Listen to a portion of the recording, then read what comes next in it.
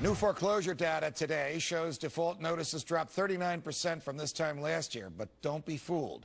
These numbers don't signify fewer foreclosures. They simply show the banks are having trouble processing the massive foreclosures on their books.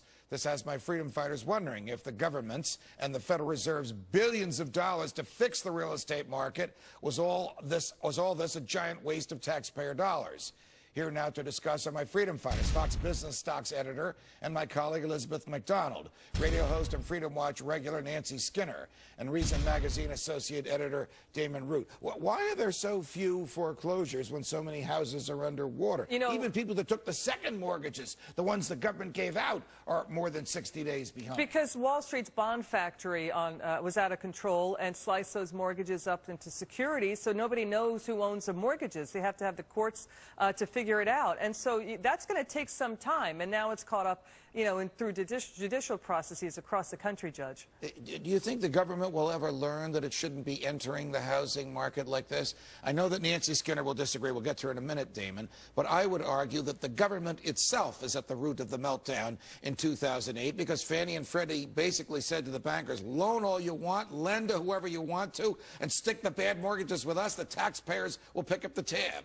Well, I mean, absolutely, Judge. Misguided government policies, putting people in homes they can't afford is one of the roots of this problem.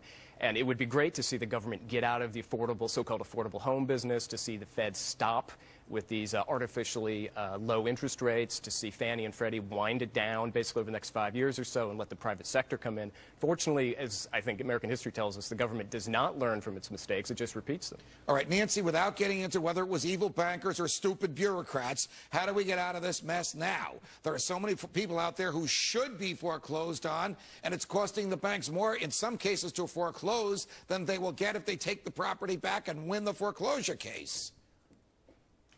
You know, Judge, if this were just a matter of the people who took out bad loans and the banks, if they were the victims of this, I would say let the free market work. But this is a downward spiral where there are innocent civilians involved. So my next-door neighbor, even if I paid all my bills, my mortgage on time, it's my next-door neighbor's problem is my problem. So the government actually has not been aggressive enough in this HAMP program. Of the $50 billion allocated to them, the banks have only spent $60 million. So the banks are sitting on all their assets. They're not doing enough. They're not letting the counselors actually make the call. Wait a second. And that's why it's getting clogged up. Wait. The HAMP program of which she speaks is basically taxpayer dollars paying money that the lender should be paying. It's about modifying mortgages, and the banks are, you know, they've got potholes in their balance sheets that through their own making they blew wide open. But the problem is, what happened was the government tried to solve income inequality in this country in a very dangerous way through housing policy.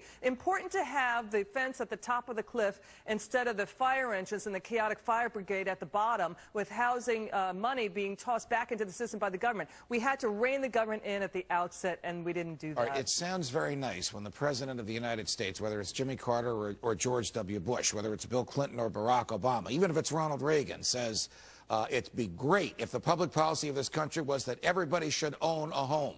What they never say is a lot of people can't afford to own a home.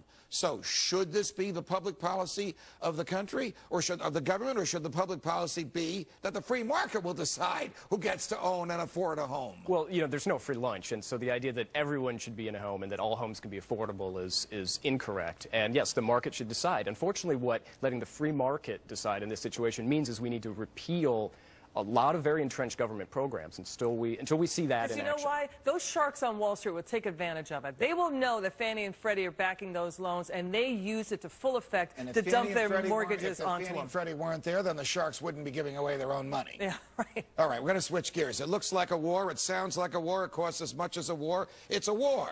But in a letter to House Speaker John Boehner, President Obama basically said his military conflict in Libya is not a war, and that he has the constitutional right to put troops there, no matter what the Constitution says and no matter what federal law says.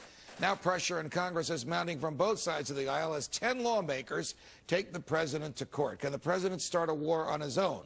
And if he does, and if the Congress won't stop him, should a federal judge stop him? I think anyone should stop him at this point. I would really like to see Congress actually step up, more than 10 people, and exercise their constitutional authority to declare war and to put this president in check. This is absolutely a war, and the president, it's laughable. Is the Congress to blame here, Nancy Skinner, for letting the president, and it's not just this president, so this is not a Republican or a Democrat issue, you can make it into one if you want, but is a Congress that allows a president to take power from the Congress that the Constitution gave to the Congress just as complicit as the president who takes the power? This is completely consistent with the War Powers Act. This is different. The president was faced with an urgent decision of an imminent massacre by Gaddafi's forces in Benghazi, 700,000 citizens. So by the Constitution, he is allowed to take action limited, and he said days, not weeks, and now we've turned over the duties to NATO. He sought Nancy, he's approval 30 from days Congress. beyond what It's the not law a allows war. him to do. He's 30 days beyond it, so he says it's not a war. This is Orwellian. People are dying and he's dropping bombs. It's a war.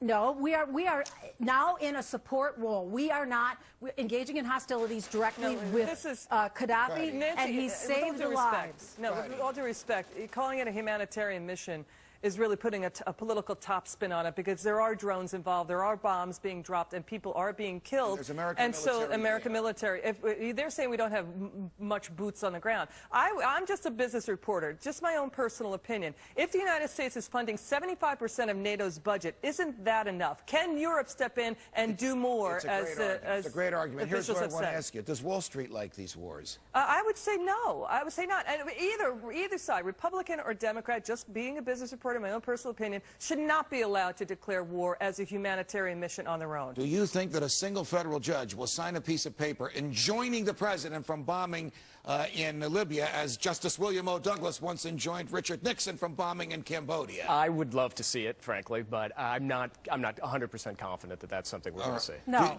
absolute contradiction of the separation of powers. That the president can bomb and kill all he wants.